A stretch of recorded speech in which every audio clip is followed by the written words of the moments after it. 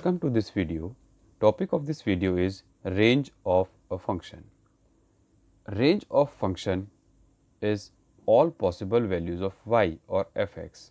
हम एक फंक्शन को रिप्रेजेंट करते हैं fx से या फिर एक y से. Suppose one function is given as, for an example, if function is given in roster form as this 2 1 3 2 4 5. In this case, domain of this fx or f will be, domain of f is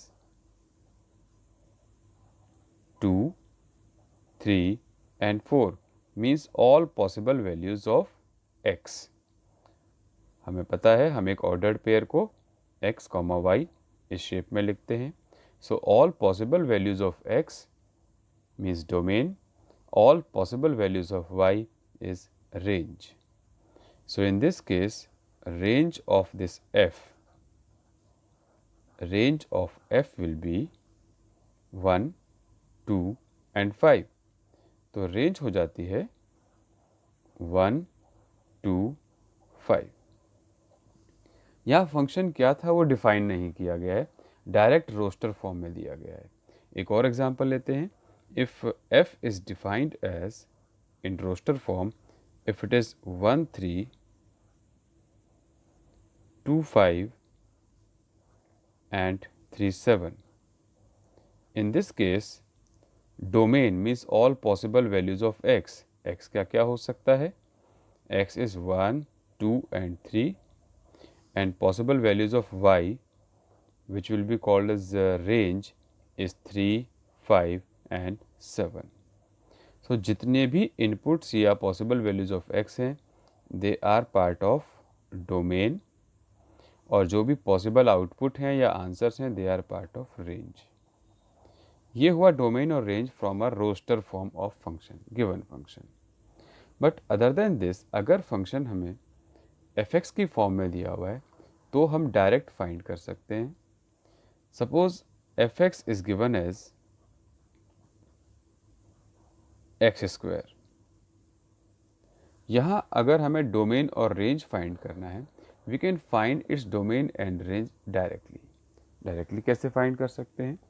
we know that domain of this function is, domain होगा इसका r मतलब -∞ to ∞.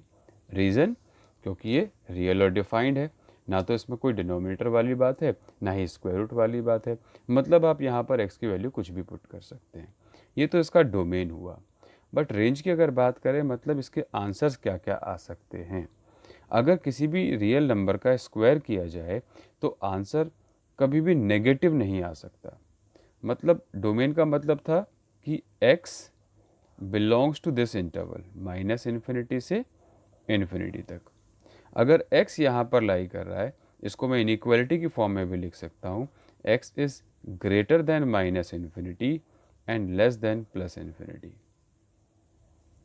Real number line पर भी इसको समझ लेते हैं. Real number line पर x यहाँ -∞ से ∞ के बीच में कुछ भी हो सकता है. There is no boundation, no restriction for x. अब अगर x यहाँ कुछ भी हो सकता है तो उसका स्क्वायर करेंगे तो क्या हो सकता है? अब किसी भी रियल नंबर का आप स्क्वायर करते हैं, यानी कि इस नंबर लाइन के किसी भी पॉइंट का आप स्क्वायर करेंगे, it can never be negative. वो नेगेटिव नहीं आ सकता, मिनिमम 0 आ सकता है.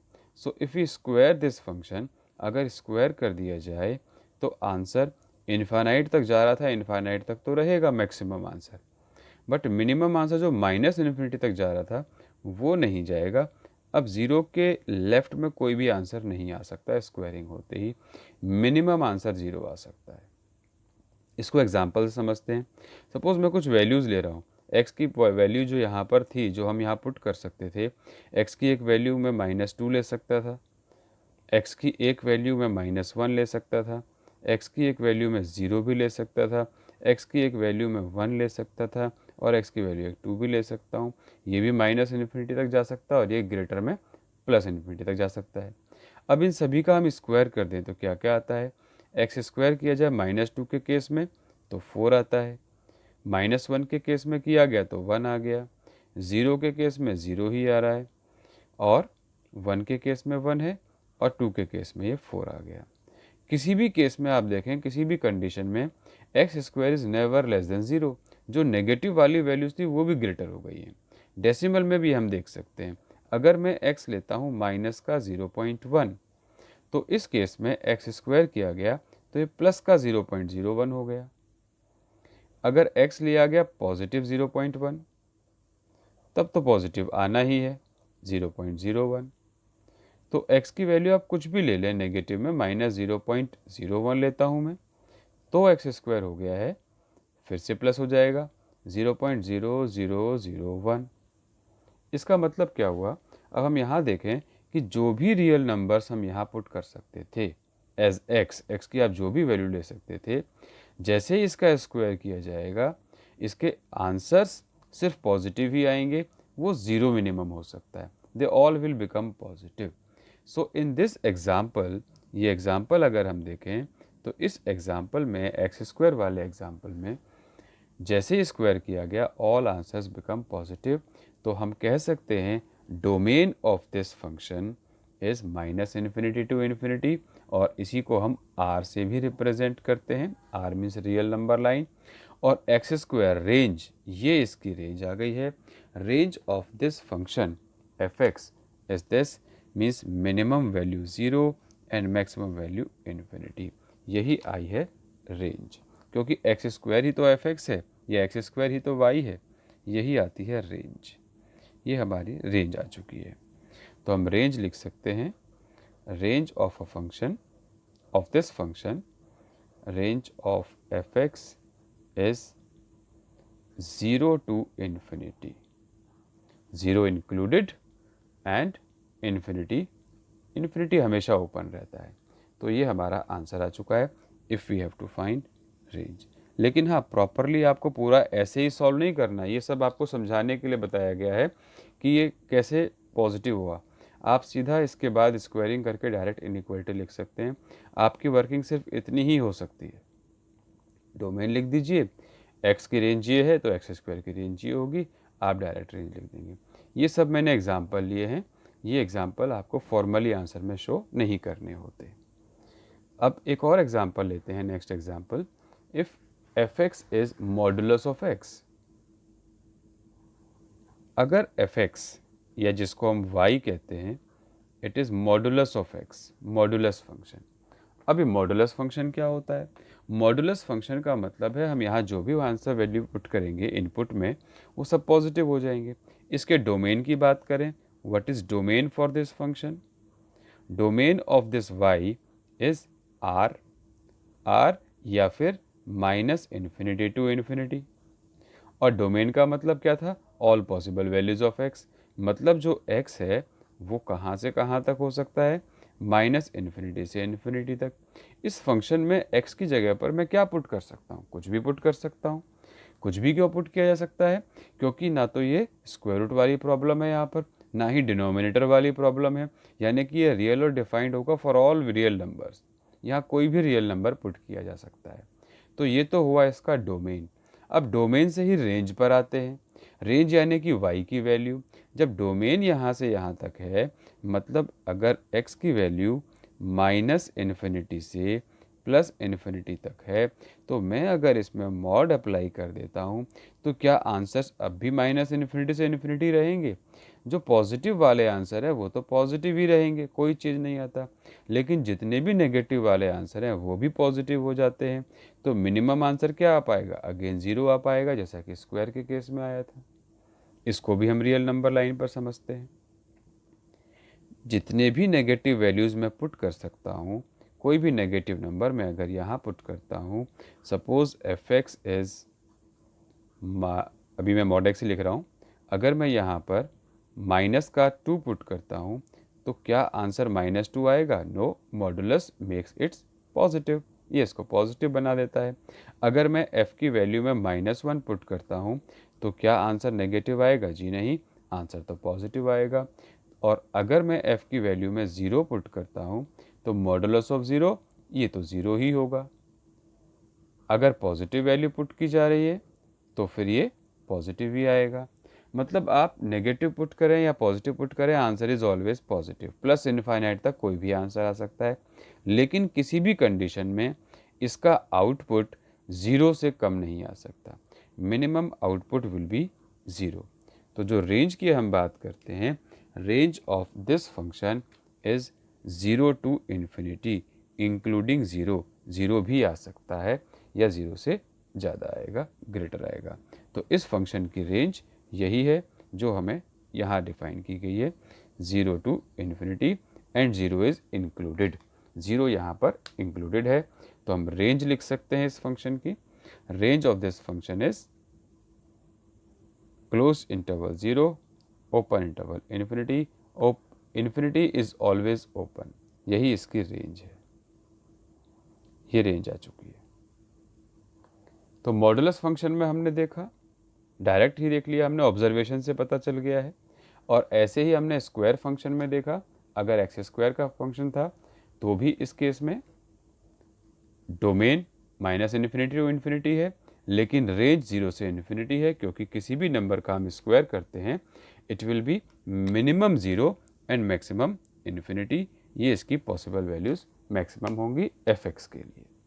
Now in this example if f x is minus of x square, minus of x square के केस में अगर मुझे डोमेन फाइंड करना है, domain means all possible values of x, मतलब यहाँ क्या क्या पुट किया जा सकता है। In that case domain is again are to R, domain minus infinity से प्लस इन्फिनिटी कुछ भी हो सकता है। अगर ये कुछ भी हो सकता है तो एक्स स्क्वायर कहाँ से कहाँ तक हो सकता है, स्क्वायरिंग किया जाए तो it will be 0 to infinity. अगर ये फंक्शन होता है एक्स स्क्वायर तो ये इसकी रेंज आ जाती, लेकिन यहाँ पर फंक्शन में माइनस भी लगा हुआ है, यानी कि जितने भी स्क्वायर्स हैं, यानी कि जितने भी पॉजिटिव आंसर्स हैं। अब इसका क्या मतलब हुआ, एक्स स्क्वायर को अगर मैं नंबर लाइन पर रिप्रेजेंट करता हूँ तो नंबर लाइन पर मतलब हुआ इसका कि 0 से लेकर आगे आगे सभी, 0 से लेकर ग्रेटर सभी वैल्यूज़ प्लस इन्फिनिटी तक। तो एक्स स्क्वायर को अगर हम देखें कि वो किसको रिप्रेजेंट कर रहा है, एक्स स्क्वायर ये सारी वैल्यूज़, ये सभी एरियाज़ को रिप्रेजेंट कर रहा है, 0 से ग्रेटर वैल्यूज़ को। अब 0 से ग्रेटर सभी वैल्यूज़ को एक्स स्क्वायर रिप्रेजेंट कर रहा है, तो माइनस कर दिया जाए जितनी भी ये सभी वैल्यूज़ हैं 0 या 0 से ग्रेटर। अभी इन सब के आगे मैं माइनस लगा देता हूँ तो वो सब तो नेगेटिव बन जाएंगी। मतलब मान लीजिए एक्स स्क्वायर, मैंने किसी नंबर का एक्स स्क्वायर किया और वो 4 आया है, किसी नंबर का स्क्वायर किया वो 0 आया है, किसी नंबर का स्क्वायर किया वो 9 आया है। अगर मैं इनको माइनस से मल्टीप्लाई करता हूँ बोथ साइड तो ये माइनस हो जाएगा, 0 वाले केस में तो ये 0 ही रहेगा और 9 वाले केस में ये -9 हो गया। मीन्स जो पॉजिटिव आंसर्स आ रहे थे अभी तक, मिनिमम 0 आंसर आ रहा था, वो सभी अब नेगेटिव हो गए हैं और अब मैक्सिमम 0 हो गया है। तो अब ये जो हमारी रेंज है वो इन्वर्ट हो गई है, बदल गई है। माइनस ऑफ एक्स स्क्वायर में अब मिनिमम आंसर माइनस इन्फिनिटी है और मैक्सिमम आंसर 0 है। मिनिमम आंसर माइनस इन्फिनिटी हो गया और मैक्सिमम आंसर 0 हो गया है। तो अब हम यहाँ देख सकते हैं यही तो हमारा एफ एक्स था। Now I can write this f x is minus infinity to 0। ये एफ एक्स यहाँ से यहाँ तक लाई कर रहा है, यानी कि जो एफ एक्स है उसको मैं इंटरवल फॉर्म में लिख सकता हूँ। It lies in this interval minus infinity to 0, 0 included. अगर एक्स स्क्वायर था, सिर्फ एक्स स्क्वायर था, तो ये पॉजिटिव वाला पार्ट था। यहाँ पर माइनस एक्स स्क्वायर है, so it will attain only negative values. हम इसको लॉजिकली भी सोच सकते हैं, जितनी भी पॉजिटिव वैल्यूज़ हैं उन सबका नेगेटिव कर देंगे, means we are getting all negative values. यहाँ मिनिमम वैल्यू 0 थी, यहाँ मैक्सिमम वैल्यू 0 हो गई है। तो ये हम डायरेक्ट इस तरह से रेंज फाइंड कर सकते हैं अपने लॉजिक्स की हेल्प से। अब यहाँ पर ये देखने वाली बात है कि जो एफ एक्स है, एफ एक्स हम यहाँ से लेते हैं, हमने इस इनइक्वालिटी को सॉल्व किया है। इनइक्वालिटी को हम लीनियर इनइक्वेशंस में सॉल्व करेंगे। फिर भी आप यहाँ से ये स्टेप से इस पर हम कैसे पहुँचे इसको आप समझ सकते हैं। एक एग्जांपल के हेल्प से मैं बता देता हूँ। Suppose x is greater than 5 है, तो अगर मुझे -1 से बोथ साइड मल्टीप्लाई करना हो तो -x और -5 तो हो ही जाएगा, लेकिन जो ग्रेटर का साइन है वो लेस देन में बन जाएगा। यानी कि जो ग्रेटर था वो स्मॉलर बन गया, जो स्मॉलर था वो ग्रेटर बन गया। इसको आप एक नंबर की हेल्प से समझिए। सपोज एक नंबर है 2 और एक नंबर है 7। इन दोनों में से कौन सा नंबर ग्रेटर है? यहाँ ऑब्वियसली 7 नंबर ग्रेटर है। अगर दोनों को माइनस से मल्टीप्लाई कर दिया जाए, यानी कि ये हो जाएगा -2 और ये हो गया -7। अब इन दोनों में से कौन सा ग्रेटर है? अब ये वाला ग्रेटर है। अब -2 ग्रेटर हो गया। अब यहाँ देखें, जैसे ही एक इनइक्वालिटी थी, इक्वल टू का साइन तो नहीं था। इक्वेशन जो होती है, अगर इक्वल टू का साइन होता है इक्वेशन में तो फिर कोई फ़र्क नहीं पड़ता है। यहाँ क्या हो गया, जो स्मॉलर नंबर था नेगेटिव से मल्टीप्लाई होते वो ग्रेटर बन गया। तो हम इसको इस तरीके से लिख सकते हैं। यहाँ भी यही हुआ है, जो इन्फिनिटी मैक्सिमम वैल्यू थी वो मिनिमम बन गई है, जो मिनिमम वैल्यू थी वो मैक्सिमम बन गई है। इस तरीके से आ गया है। माइनस से मल्टीप्लाई होते ही जो ग्रेटेस्ट था वो स्मॉलेस्ट बन गया, जो स्मॉलेस्ट था वो ग्रेटेस्ट बन गया। तो यहाँ भी यही काम हुआ है। x ग्रेटर देन 5 है, it implies -x is less than -5। एक और एग्जाम्पल से समझा देते हैं इसको। Suppose x is greater than 2 and less than equal to 7। अब मुझे इसको माइनस से मल्टीप्लाई करना है तीनों साइड में। तो मैं क्या कर सकता हूँ, -x तो ये आ गया, जो सबसे ग्रेटेस्ट वाला है वो -7 हो जाएगा, अपने साथ ही इक्वल टू का साइन भी लेकर आएगा, और जो ये 2 है ये यहाँ आ जाएगा -2। इस तरीके से ये इनइक्वालिटीज़ के ट्रांसफॉर्मेशन से when we multiply by minus sign both sides. If it is x greater than 5 तो ये चेंज होगा -x less than equals to -5। हम कह सकते हैं इनइक्वालिटी का साइन चेंज हो गया। या कह सकते हैं कि इन्होंने अपने प्लेस बदल दिए, 5 को यहाँ ले आइए, x को यहाँ ले आइए। ये भी वही बात हुई। कैसे? जैसे मान लीजिए ये है x ग्रेटर देन 5, मैं x को यहाँ ले आता हूँ राइट साइड पर तो -x हो गया। 5 को यहाँ ले आता हूँ लेफ्ट साइड में तो -5 हो गया। साइन को नहीं बदला मैंने, मतलब इस बार मैंने क्या किया, टर्म्स को चेंज किया है। I am not changing inequality sign, मैंने टर्म्स को बदला है। x को मैं यहाँ ले आया और y को मैं यहाँ ले आया हूँ। तो x अदर साइड पर गया माइनस हो गया, 5 अदर साइड पर आया -5 हो गया। इसमें और इसमें कोई फ़र्क नहीं है, आप देख सकते हैं। यहाँ भी मैं कह रहा हूँ -x इज़ लेस देन -5, यहाँ भी मैं यही कह रहा हूँ -x इज़ लेस देन -5। तो ये दोनों एक ही बात है। आप डायरेक्ट साइन चेंज कर रहे हैं या शिफ्ट कर रहे हैं, टर्म्स को इंटरचेंज कर रहे हैं, when we are multiplying by minus sign it is same. तो अब आपको ये फंक्शनिंग समझ में आ गई होगी। अब एक और एग्जांपल लेते हैं इसी टाइप का, to clarify it more to you, ज़्यादा क्लियर हो जाएगा आपको। सपोज एग्जांपल नंबर 4 ले रहा हूँ मैं। If f(x) is minus of modulus of x, plus mod x हम अभी कर चुके हैं। Plus of modulus of x में डोमेन था r और रेंज थी r, 0 टू इन्फिनिटी। मान लीजिए ये है मॉडुलस ऑफ x, यहाँ डोमेन यानी कि x की वैल्यू थी -∞ टू इन्फिनिटी। लेकिन जैसे ही मॉड अप्लाई किया गया, ऑल नेगेटिव बिकम्स पॉजिटिव, तो ये हो गया 0 टू इन्फिनिटी। ये है डोमेन और ये है रेंज, क्योंकि ये x की वैल्यू है और ये f(x) की वैल्यू है। ये तो f(x) हुआ यानी कि y हुआ। अब ऐसे माइनस में आए, यहाँ डोमेन क्या है यानी कि x की वैल्यूज़ क्या हैं, all real values means -∞ to infinity. और अब मॉडुलस ऑफ x किया जाए तो मॉडुलस ऑफ x क्या है, वही जो हमने अभी यहाँ लिखा है, 0 टू इन्फिनिटी। अब इनको माइनस से मल्टीप्लाई कर दिया जाए तो माइनस का मतलब क्या हुआ, जो ग्रेटेस्ट है विल बिकम स्मॉलेस्ट -∞, और जो स्मॉलेस्ट है will become greatest up to 0। अब इसी को इनइक्वालिटी के तरीके से समझते हैं, जैसे हमने अभी किया था। इसका ऑल्टरनेट मेथड, ऑल्टरनेटिवली समझ लीजिए इसको।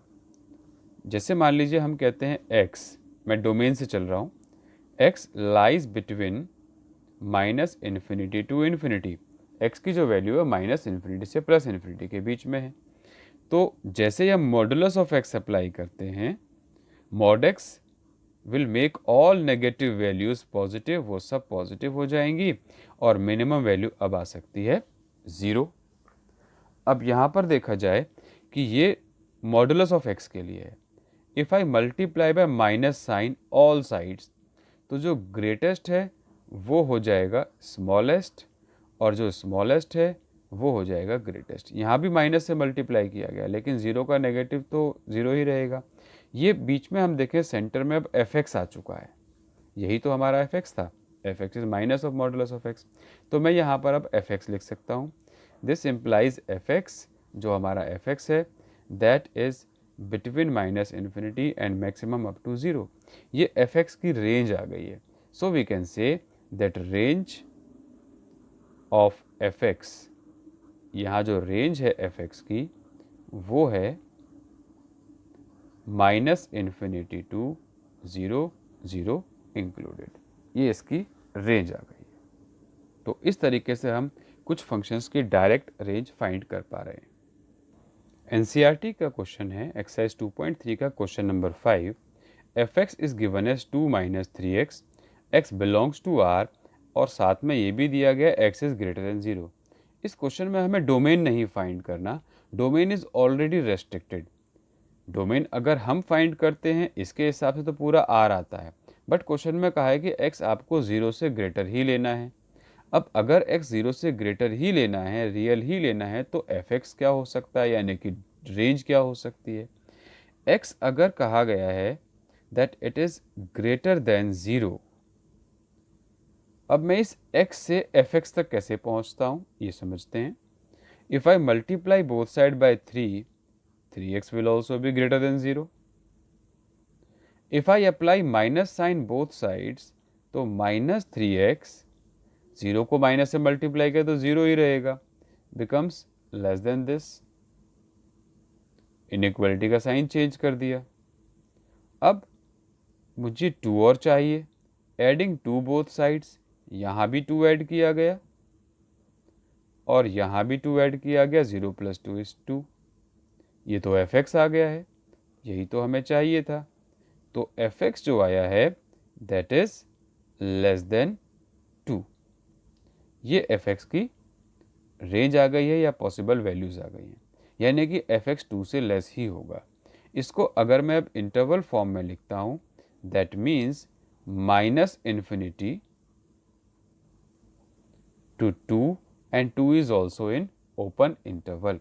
ये जो 2 है ये ओपन इंटरवल में है।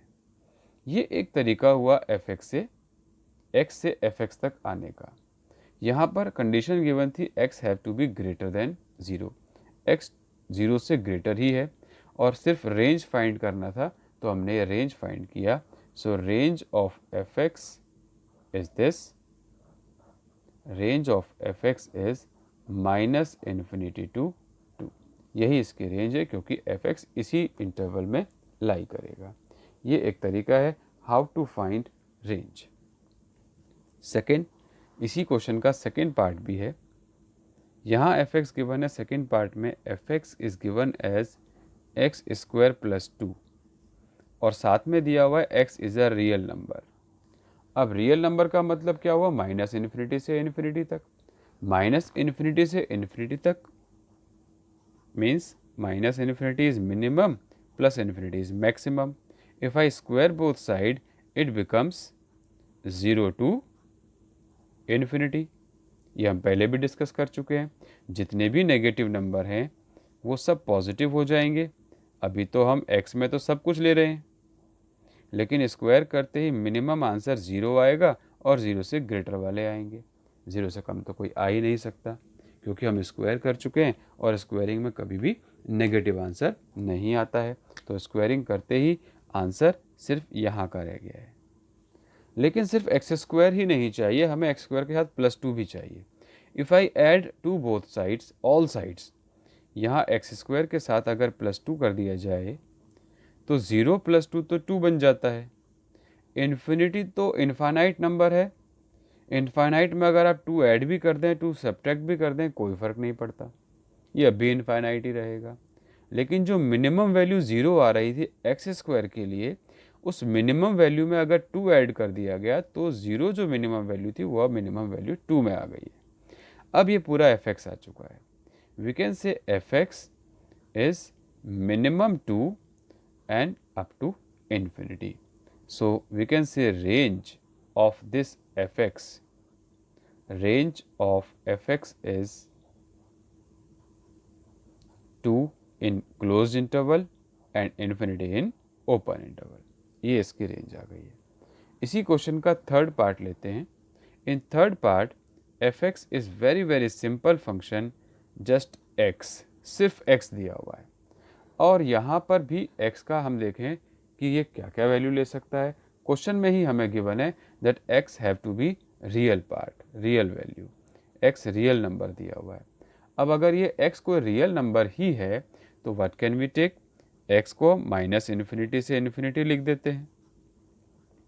अब जैसे इन क्वेश्चंस में हम एक x से fx तक पहुँच रहे थे, इस क्वेश्चन में x से fx तक पहुंचने के लिए कुछ करना ही नहीं है, क्योंकि जो x है वही fx है, क्योंकि जो y है वही fx है और वही x है, y और x सेम है। तो जो पॉसिबल वैल्यूज ऑफ x होंगी वही पॉसिबल वैल्यूज ऑफ y होंगी, क्योंकि दोनों के दोनों सेम हैं। सो x को ही fx लिख सकते हैं हम, because both are same. Question ही ऐसा है, इसमें इक्वल दिया हुआ है। तो fx -इन्फिनिटी से इन्फिनिटी के बीच में आ गया है। अब अगर x -इन्फिनिटी से fx -इन्फिनिटी से इन्फिनिटी के बीच में आया है, so we can say range of this fx is -infinity to infinity. ये इसकी रेंज आ गई है। ये एक तरीका हमने अभी किया है विद डायरेक्ट ऑब्जर्वेशन या विद इनइक्वालिटीज़। हम ये डायरेक्ट कर रहे हैं। अब हम आगे करने वाले हैं इसको एक फॉर्मल वे में कैसे करना है, एक मेथड के फॉर्म में कैसे करना है, क्योंकि ये तो कोई मेथड नहीं हुआ, ये तो हम बस ऑब्जर्व कर रहे हैं। इनइक्वालिटीज़ को हम ऑब्जर्व करके एक आइडिया ले रहे हैं, अपने आइडिया से बता रहे हैं कि एक्स क्या हो सकता है। हम लॉजिक यूज़ कर रहे हैं, रीजनिंग यूज़ कर रहे हैं। इन क्वेश्चंस में हमने सिर्फ सिंप्लीफिकेशंस किए हैं, बट कोई अप्रोच नहीं थी। हाँ, अप्रोच ये तो थी कि इस एफ एक्स तक पहुँचना है एक्स से चलकर, लेकिन यहाँ ये कोई मेथड या स्टेप्स नहीं है। अब हम एक फॉर्मल मेथड, स्टेप्स वाले मेथड की बात करेंगे। Now we are going for a formal method on how to find range of a function. अभी तक हमने ऑब्जर्वेशन किया या डायरेक्ट किया, अब हम रेंज को फाइंड करने के मेथड की बात करते हैं। उसके लिए क्या अप्रोच होगी, y और fx if it is given to you, सबसे पहले step 1 is to find out domain of function. Domain सबसे पहले फाइंड करना ही चाहिए, डोमेन फाइंड कर लेना चाहिए। डोमेन ऑफ fx ये फाइंड करना है, we have to find this. इसके बाद स्टेप नंबर 2, स्टेप 2 में ये जो fx इक्वल्स टू वाई लिखा हुआ है, fx इक्वल्स टू वाई, इसी को चेंज करना है, चेंज या right x in terms of y, x को y की टर्म्स में बदलना है। मतलब ऐसा कुछ करना है कि x यहाँ रह जाए, फंक्शन ऑफ y यहाँ आ जाए। हम ये भी कह सकते हैं that x becomes g of y। g of y कोई और फंक्शन है जो कि y की टर्म्स में है। अब ये स्टेप 2 हो गया है। Now step 3। स्टेप 3 में हमें all possible values of y देखना है। We have to check all possible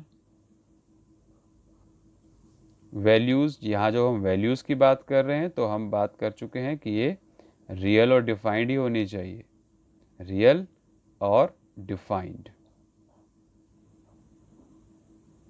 check all possible values which are real and defined for this g y, for g y. अब इसको समझ लेते हैं कि ये है क्या और ये कैसे कर पा रहे हैं हम। देखिए, पहले डोमेन फाइंड कर दिया, उसके बाद f x equals to y था, इसको चेंज करना है। इक्वल्स टू वाई लिखने के बाद एक्स यहाँ रखना है, वाई सब कुछ यहाँ जाना चाहिए। फिर इसके बाद जैसे हम डोमेन चेक करते थे एफ एक्स के लिए कि यहाँ क्या क्या आ सकता है रियल और डिफाइंड रखने के लिए, वही चीज़ अब हम जी वाई में चेक करेंगे वाई के लिए, और जो पॉसिबल वैल्यूज़ ऑफ वाई होंगी वही होगा हमारा domain. Set of all possible values of y, all possible values of y is domain, is range. Values of y is defined as range. यही हमारी रेंज हो जाएगी। अब इसको हम एक एग्जाम्पल की हेल्प से करेंगे तो आपको अच्छी तरह से क्लियर होगा। एक एग्जाम्पल मैं ले रहा हूँ कि ये जो रेंज है ये हम कैसे फाइंड कर सकते हैं। तो सबसे पहले डोमेन की बात करते हैं। मैं एक फंक्शन ले रहा हूँ। Example, suppose fx is given as 2 plus x 3x upon x minus 1। सबसे पहले हम यहाँ पर डोमेन चेक करते हैं। Step 1 find domain. तो स्टेप 1 किया, डोमेन फाइंड किया। इसमें डोमेन जो है वो हमने पहले भी किए हुए हैं। It can not be zero, तो जो डोमेन है it can be any real value except 1। कुछ भी हो सकता है लेकिन 1 नहीं हो सकता। तो स्टेप 1 हो चुका है। Step 1 find domain. Step 2 f x equals to y रखना है और चेंज करना है x in terms of y. अब यहाँ पर मैं f x equals to y रखूँगा स्टेप 2 के लिए। मतलब इस फंक्शन को 2 minus 3 2 plus x minus 1 equals to y रखा गया। Now let's solve this. इसको सॉल्व करते हैं। For x 2 plus 3x equals to x y minus y. अब x वाले टर्म्स को यहाँ ले आइए। 3x minus x y left hand side पर लेकर आ रहे हैं। Minus y minus 2 means I am solving it for x common ले लेते हैं तो it is 3 minus y equals to minus common y plus 2। तो अब यहाँ से वैल्यू आती है x की। x की वैल्यू आ गई है minus of y plus 2 upon 3 minus y. आप यहाँ से माइनस भी कॉमन ले सकते हैं डिनोमिनेटर से, तो ये हो जाता है y plus 2 upon y minus 3। मैंने डिनोमिनेटर से माइनस कॉमन लिया और कैंसिल कर दिया है। अब ये x in terms of y आ चुका है। जो स्टेप 2 में कहा गया था x को लिखना है y की टर्म्स में, या make it a function of in terms of y, जिसको हमने जी वाई कहा था, x equals to g y, convert कर दिया है। स्टेप 3 में करना है check all possible values of y, ये कहाँ कहाँ रियल और डिफाइंड है जी वाई, और फिर वही हो जाएगा हमारा रेंज। तो अब क्वेश्चन पर आते हैं। x को हम बदल चुके हैं y की टर्म्स में। जैसे हम x वाले फंक्शन के लिए डोमेन देखते थे वैसे ही अब इसको डोमेन में देखना है, यानी कि ये देखना है कि अगर ये फंक्शन है तो ये कहाँ कहाँ पर रियल डिफाइंड है। अब यहाँ लिख सकते हैं, मैं इसको ले रहा हूँ y plus 2 upon y minus 3। This is real and defined for all values. This is real and defined. ये रियल और डिफाइंड कहाँ कहाँ पर है? फॉर ऑल वैल्यूज़, ये फॉर ऑल का सिंबल है। For all y which is r but not 3। यहाँ भी वही कंडीशन चेक करनी है जो हम डोमेन में चेक करते थे x के लिए। यहाँ अब हम y के लिए चेक करेंगे कि अगर ये फंक्शन है g ऑफ y, मैं इसको g ऑफ y लिख देता हूँ। अगर ये फंक्शन g ऑफ y है तो ये रियल और डिफाइंड कहाँ कहाँ होगा? सिर्फ डिनोमिनेटर का केस है, डिनोमिनेटर 0 नहीं होना चाहिए, यानी कि 3 नहीं होना चाहिए। तो y की ये पॉसिबल वैल्यूज़ है। ये जो y की पॉसिबल वैल्यूज़ है जहाँ पर ये g ऑफ y रियल और डिफाइंड है, यही है इसकी रेंज। तो अब हम स्टेप 4 फाइनली रेंज डिक्लेयर कर सकते हैं। So range of f(x), range of f(x) is this r except 3। यही हमारी रेंज है। तो ये एक मेथड हुआ। एक बार फिर समझ लें, जो भी आपको फंक्शन दिया हुआ है एक बार डोमेन ज़रूर चेक कर लें, क्योंकि कई बार y की वैल्यू को हमें यहाँ से भी कंपेयर करना पड़ता है। अब फंक्शन को इक्वल्स टू y रखना है और इसको ऐसे सॉल्व करना है कि x वाली टर्म लेफ्ट में रह जाए और y वाली सारी टर्म राइट साइड में आ जाए। सिर्फ x को यहाँ रखा लेफ्ट साइड में, बाकी पूरा का पूरा फंक्शन हमने सिंप्लीफाई कर दिया। अब y में आने के बाद जब x अकेला यहाँ रह गया, सिंगल x, और यहाँ पूरी y की वैल्यू आ चुकी है, अब देखना है कि ये कहाँ पर रियल और डिफाइंड है। ये रियल डिफाइंड सभी के लिए एक्सेप्ट फॉर 3 ले नहीं सकते क्योंकि 0 हो जाएगा, तो फिर रेंज हो गई है r एक्सेप्ट 3, क्योंकि ये y की ही तो रेंज हुई। y या fx तो एक ही बात थी कि y क्या हो सकता है। y यहाँ पर क्या पुट कर सकते हैं, 3 के अलावा कुछ भी पुट कर सकते हैं, तो वही बात है, y क्या ले सकते हैं, कोई भी रियल नंबर बट 3 नहीं आएगा, तो रेंज क्या हो गई, यानी कि fx की वैल्यू क्या हो गई, कोई भी रियल नंबर बट 3 नहीं होगा। ये हुआ रेंज फाइंड करने का method. In this example if we have to find domain and range, सबसे पहले डोमेन चेक करते हैं। डोमेन को हम कर चुके हैं डिटेल में पिछले वीडियो में। Let's factorise this, 4 minus x, 4 plus x. Now put it on number line. -4 and 4 are two critical point. Plus minus plus check करते हैं। So I am getting negative, positive, negative. So domain is only positive 1, क्योंकि root के अंदर positive ही चाहिए। तो domain क्या आ रहा है, domain is this part, means -4 to 4, ये इसका डोमेन है। सो डोमेन ऑफ fx या all possible values of x is -4 to 4, ये आ चुका है। अब रेंज के लिए क्या करना होता है, फंक्शन को इक्वल टू y रखते हैं। स्टेप 2 पर आ रहे हैं हम। 16 minus x square equals to y, squaring both sides equals to y square. So x square की वैल्यू देखें तो 16 माइनस वाई स्क्वायर आ गया। Now if I simplify this, I am getting x as plus और minus root 16 minus Y square. अब ये पूरा x left hand side में है, बाकी सारा फंक्शन g ऑफ y यहाँ आ चुका है, जो हमने अभी पीछे डिस्कस किया था। x equals to g of y, कोई और फंक्शन बना रहे हैं हम इन टर्म्स ऑफ y, इसमें कन्वर्ट कर दिया है। अब इसके लिए हमें देखना है कि ये कहाँ पर रियल और डिफाइंड है। अब हमारे लिए ये क्वेश्चन है इन टर्म्स ऑफ y। ये नंबर लाइन हमने x के लिए चेक की थी, अब हम y के लिए चेक करेंगे। Again make a number line. यहाँ भी दो क्रिटिकल पॉइंट हैं, -4 और 4, वही दो फैक्टर आ रहे हैं। फिर से हम इंटरवल चेक करते हैं, तो नेगेटिव, पॉजिटिव और नेगेटिव आ रहा है। तो नेगेटिव, पॉजिटिव, नेगेटिव आ रहा है, मीन्स जो y की पॉसिबल वैल्यूज़ हैं वो यहाँ से -4 से 4 के बीच में होनी चाहिए। अब मैं अगर y की पॉसिबल वैल्यूज़ को देखता हूँ कि जो y की पॉसिबल वैल्यूज़ यहाँ आ रही हैं वो कहाँ से कहाँ तक आ रही हैं, -4 से लेकर 4 तक। लेकिन अभी सोचने वाली बात यह है कि क्या ये y हो सकता है, क्या y यहाँ से यहाँ तक बिलोंग कर सकता है? जी नहीं, नॉट पॉसिबल। ऐसा क्यों, ये क्यों पॉसिबल नहीं हुआ? अब जो हमने डोमेन फाइंड किया था वो इसीलिए किया था, देखने के लिए कि x कहाँ से कहाँ तक है।